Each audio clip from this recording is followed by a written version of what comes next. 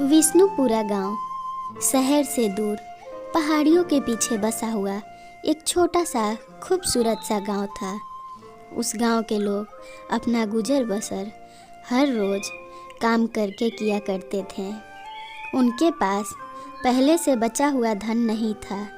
वो हर रोज़ के भोजन के लिए किसी न किसी काम में लगते और कुछ पैसा लाके अपना घर चलाया करते थे। लेकिन उतने पैसे में ही वो लोग बहुत खुशी से जीवन जी रहे थे। उसी गांव में एक नंदलाल नाम का आदमी था। वो एक दिन बहुत ही गहरी सोच में पड़ा हुआ था।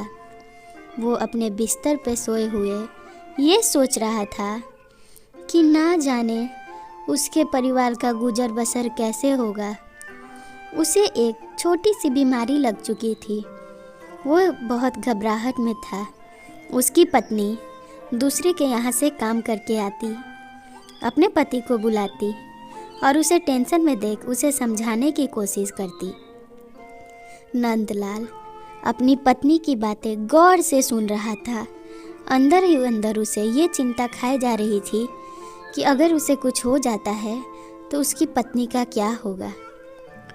पत्नी के समझाए जाने पर नंदलाल कहता, अरे भाग्यवान, तुम बिल्कुल फिक्र मत करो। मैं कुछ ऐसा काम करूँगा जिससे कि तुम्हें पैसों की कोई कमी ना हो। इतना कह वो चला जाता। उसकी पत्नी उदास बैठी हुई थी। दूध देने वाली रमा अम्मा आती। रमा कहती, अरे बेटा, आज तू हताश और उदास क्यों बैठी है? अपनी अम्मा से नहीं बताएगी? अम्मा कहती है ना तू मुझे, तो बता क्या दिक्कत है, मैं तेरी मदद करूँगी। नंदलाल की पत्नी रेखा कहती, अम्मा, ना जाने इन्हें क्या हुआ है। पिछले कुछ दिनों से उखड़े उखड़े से रहते हैं और पूछने पे कोई बात नहीं बताते। उन्हें बस हमारे भविष्य की ही चिंता लगी रहती है। इतना सुन अम्मा चली जाती।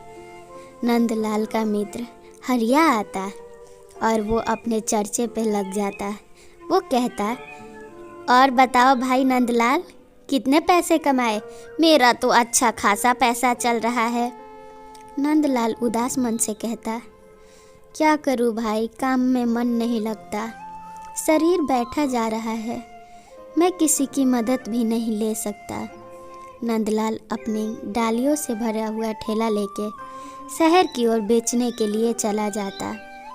उसकी डालियाँ पहले की तरह मजबूत नहीं बन रही थी क्योंकि उसे अंदर से बीमारी हो चुकी थी और वो किसी को बताना नहीं चाहता था कि वो बीमार है, क्योंकि उसकी पत्नी घबरा जाती। उनके कोई बच्चे भी नहीं थे। नंदलाल के दुकान पे अब ग्राहक आना कम हो गया था। नंदलाल बहुत ही नेक दिल का इंसान था। उसके मित्र का दुकानों पर हमेशा ग्राहकों की भीड़ लगी रहती थी। फिर भी वो उससे बिल्कुल भी नहीं जलता।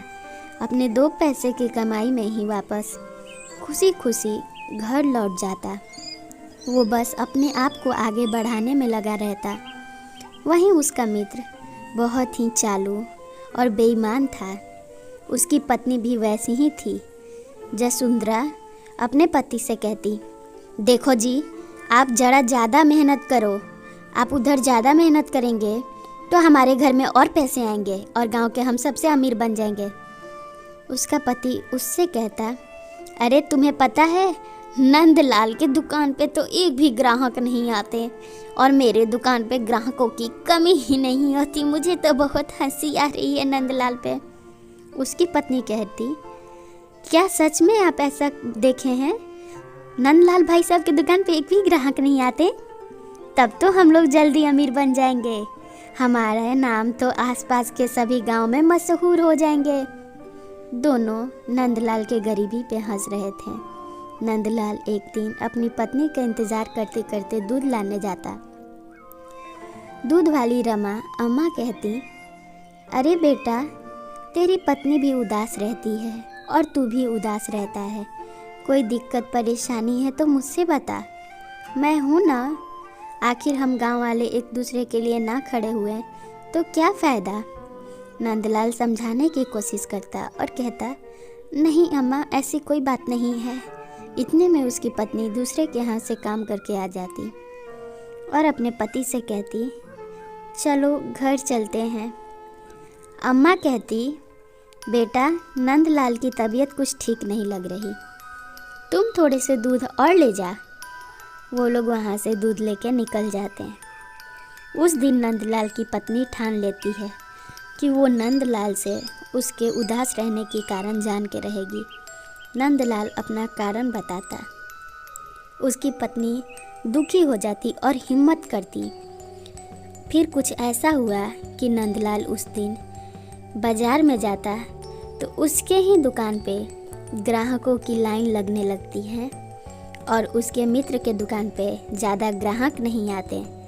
ऐसा चमत्कार देख नंदलाल का मित्र हरिया चकित हो जाता।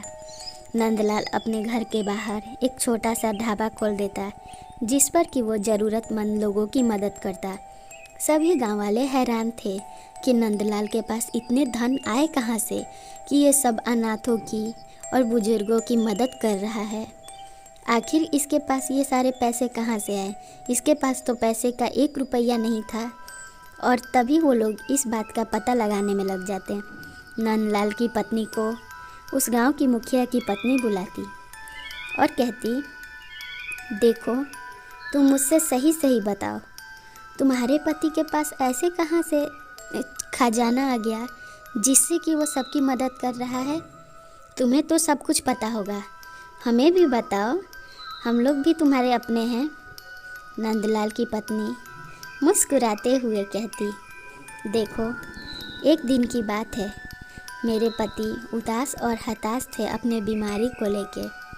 तभी उनके दुकान पे एक बूढ़ी अम्मा आई। उन्होंने नंदलाल से मदद मांगी। मेरे पति बिना कुछ सोचे समझे अपने उस दिन की कमाई हुई राशि उस अम्मा को देने लगे। अम्मा बहुत प्रसन्न हो गई क्योंकि वो कोई साधारण अम्मा नहीं थी, वो ईश्वर की स्वरूप थी। ना जाने कहाँ से हमारे भाग्य बदलने के लिए आई थी।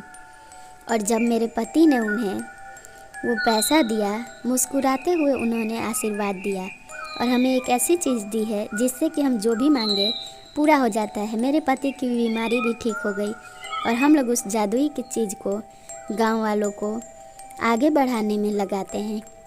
वो लोग उस जादुई छड़ी का इस्तेमाल पूरे गांव में करने लगते हैं, लेकिन सबकी भलाई के लिए धीरे धीरे करके वो गांव विकसित हो जाता। हर वो लोग उनकी तारीफ़ करने लगते जो कि एक दिन उनकी शिकायत और पीछा किया करते थे। फिर सभी लोग चैन से जीने लगते। ऐसी कहानी देखने के लिए चैनल सब्सक्राइब कर वीडियो लाइक कर दें।